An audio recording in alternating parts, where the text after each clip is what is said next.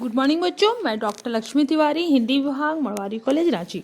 बच्चों, मैंने आप लोगों को हिंदी कोर बी पढ़ा रही थी, क्लास 12 का। तो उसका पाठ मैंने पिछले क्लासेस में आप लोगों को पढ़ाई थी, नौबत खाने में इबादत, जिसके लेखक हैं यतीन्द्र मिश्र। और आज मैं आप लोगों को पढ़ाऊंगी निबंध, जिसका शीर्षक है संस्कृति। इसके लेखक हैं भदंत आनंद कौशल्यायन। इस निबंध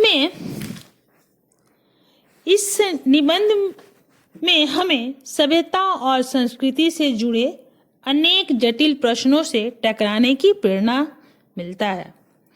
इस निबंध में भदंत आनंद कौशल्यायन जी ने अनेक उदाहरण देकर यह बताने का प्रयास किया है कि सभ्यता और संस्कृति किसे कहते हैं। दोनों एक ही वस्तु हैं अथवा अलग अलग।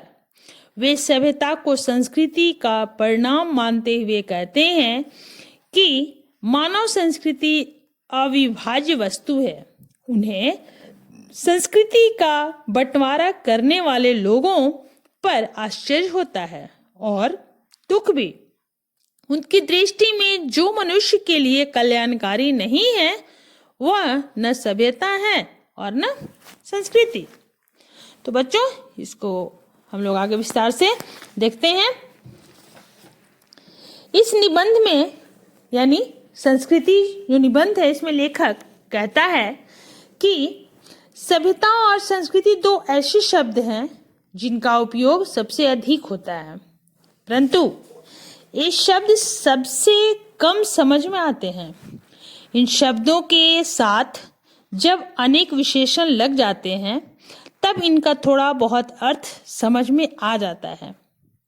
कल्पना कीजिए कि पहले पहल जिस आदमी ने आग का आविष्कार किया होगा, या जिस व्यक्ति ने पहले पहल सोचा होगा कि लोहे के टुकड़े को घिसकर उसके एक सिरे को छेद कर उसमें धागा पिरोकर कपड़े के टुकड़े को जोड़ा जा सकता है, वह भी कितना बड़ा आविष्कार करता होगा। इन दोनों उदाहरणों में एक चीज किसी व्यक्ति के विशेष की आविष्कार कर सकने की शक्ति और दूसरी चीज है आविष्कार। जिस योग्यता, प्रवृत्ति अथवा प्रेरणा के बल पर आग व सुई धागे का आविष्कार हुआ, वह व्यक्ति विशेष की संस्कृति है। किसी व्यक्ति विशेष की संस्कृति द्वारा जो आविष्कार हुआ उसका नाम है सभ्यता। जिस व्यक्ति की बुद्धि या विवेक ने किसी भी नए तथ्य का दर्शन किया, वह व्यक्ति ही वास्तविक संस्कृत व्यक्ति होता है। उसकी संतान को अपने पूर्वज से वह वस्तु अनायास मिल जाती है जिससे वह अपनी पूर्वज की भांति सभ्य भले ही बन जाए, संस्कृत नहीं कहला सकता। आज के भौतिक विज्ञान का विद्यार्थी न्यूटन की गुरुत्वाकर्षण के सिद्धांत के साथ ही और भी अनेक बातों से परिचित हैं। इस कारण हम उसे न्यूटन की अपेक्षा अधिक सभ्य भले ही कह सकें, पर न्यूटन जितना संस्कृत नहीं कह सकते। पेट भरने और तन ढकने की इच्छा ही मनुष्य की संस्कृति की जननी नहीं है। पेट भरा और तन ढका होने पर भी वास्तव में संस्कृत मनुष्य निठल्ला नहीं बैठ सकता। हमारी सभ्यता का एक बड़ा अंश स्थूल भौतिक कारणों के प्रभाव से प्राप्त हुआ है, परंतु उसका कुछ हिस्सा उन मनुष्यों से मिला है जिन्होंने अंदर की सहज संस्कृति के कारण इसे प्राप्त किया। कोई दूसरे के मुंह पर कौर डालने के लिए अपने मुंह का कौर क्यों छोड़ देता है?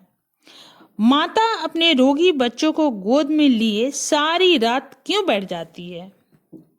कार्ल मार्क्स ने संसार के मजदूरों को सुखी देखने के लिए सारा जीवन दुख में बिता दिया। आग व सुई धागे का आविष्कार कराती और तारों की जानकारी कराती योग्यता भी संस्कृति है, तथा किसी महामानव से सर्वस्व त्याग कराती योग्यता भी सभ्यता संस्कृति का परिणाम है। हमारे खाने पीने, ओढ़ने पहनने के तरीके, गमनागमन के साधन, परस्पर कट मरने के तरीके, यह सब हमारी सभ्यता है। मानव की जो भी योग्यता आत्मविनाश और के साधनों का आविष्कार कराती हैं, उसे उसकी संस्कृति कहें या असंस्कृति। संस्कृति का यदि कल्याण की भावना से नाता टूट जाएगा तो वह असंस्कृति होगी। हम अपने देश में हिंदू संस्कृति और मुस्लिम संस्कृति के खतरे की बात भी सुनते हैं। हम न तो हिंदू संस्कृति को समझते हैं, न ही मुस्लिम संस्कृति को। संस्कृति के नाम से जिस कूड़े करकट के ढेर का बोध होता है, यानी जानकारी होता है, वह न संस्कृति है और न रक्षणीय वस्तु। मानव संस्कृति एक अविभाज्य वस्तु है और उसमें इतना कल्याण का अंश है, वही श्रेष्ठ और अस्थाई है। तो इस निबंध यानी संस्कृति निबंध के माध्यम से लेखक कहना चाहता है, यानी उसका लेखक का कहने का उद्देश्य यही है कि संस्कृति और सभ्यता की विशद व्याख्या उन्होंने इसके माध्यम से किया है। इस निबंध में एक खास विशेषता है मनुष्य द्वारा किए गए आविष्कारों की प्रेरणा और संस्कृति के रूप में चित्रित करना। तो बच्चों, यह हमारा निबंध यहाँ समाप्त होता है। धन्यवाद।